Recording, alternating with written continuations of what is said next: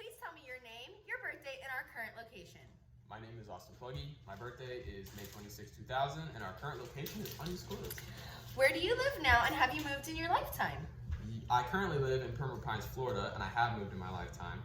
I was originally born in Dallas, Texas, and I have moved from Louisville to Gun Barrel City, from Gun Barrel City to Little Elm, and then from Little Elm to Pembroke Pines, where I currently live. A few places, nice.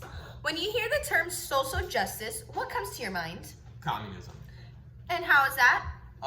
Because social justice is basically the equal distribution of resources and opportunity to the people as a whole. And I believe in the equal distribution of opportunity. Everybody should have the opportunity to grow and achieve as high as they possibly can. But I don't believe that the government should just allocate resources equally to every single person. That sounds like communism to me. Thank Which you. obviously did not work out. Thank you. How does your culture influence your idea of racism? I'm originally from Texas, and so my culture is Texan. And I was not raised in a prejudiced household. We were not brought up to think like that or to be like that. My best friend when I was younger was black, and when I was on my way home from school in the second grade, a kid rode by and called him the N-word, and I chased that kid all the way home, and I did not catch him because he was on a bicycle, but my mom ripped his mom a new one because I caught him at his house. Your intentions were good. Yes, my intentions were good. Yes. How does, when you hear the phrase white supremacy, what comes to your mind? The KKK, which is like, it's like a sectional group of white extremists who believe that their race as a whole is above all other races. Okay. What ways do you feel that white supremacy is a factor in society? I don't believe that it's as relevant as it was back in the day. Obviously, back in the day with the Klan, you had people riding through the streets and lynch mobs and burning crosses. That sort of nonsense was no good, and it was a real thing back then. But in today's society, it's not the same. Back then, it was like that was the white people's way of segregating themselves and pushing themselves up a platform. Whereas I think in today's society, it's a way for almost everybody else to just discriminate against the white people. If it's like if the white person has a conflict with a person of another color, it's automatically white supremacy. It's not the white people themselves assigning the term to them, it's the other groups. As a white man, has anyone been racist towards you? And if so, how? Yes. When I was in the 9th grade, I was at football practice and we were warming up. We had just changed our coaching staff. And the new coach walked through and he shook every single person in the line's hand. He was an African-American individual, and I was in the line. I was the only Caucasian in the line with all the other African-American kids. And, obviously they're my friends. We've been to school, same classes since we were in elementary school, so they're all my friends. But this new coach walks up, he shakes every single person's hand except me. He didn't even acknowledge me. I tried to acknowledge him, he did not return, blatantly ignored. My first encounter with this man as well.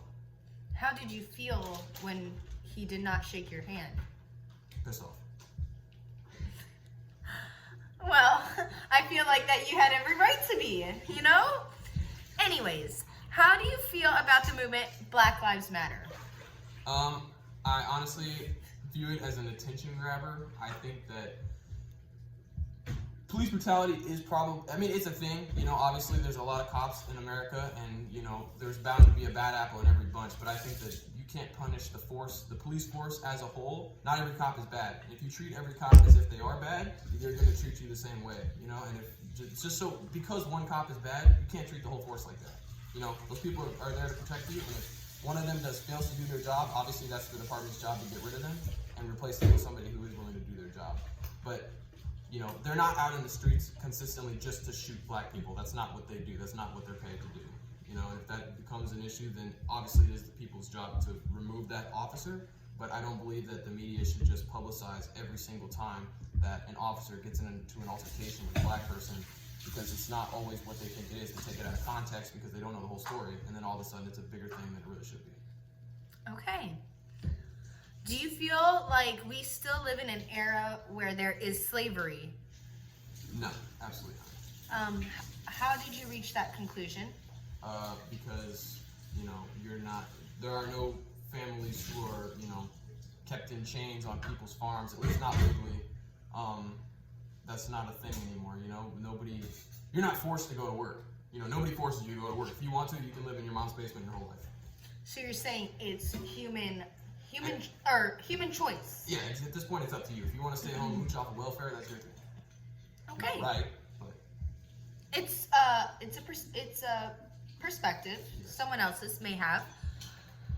Why do you think that minority assume all white people subscribe to the term white supremacy?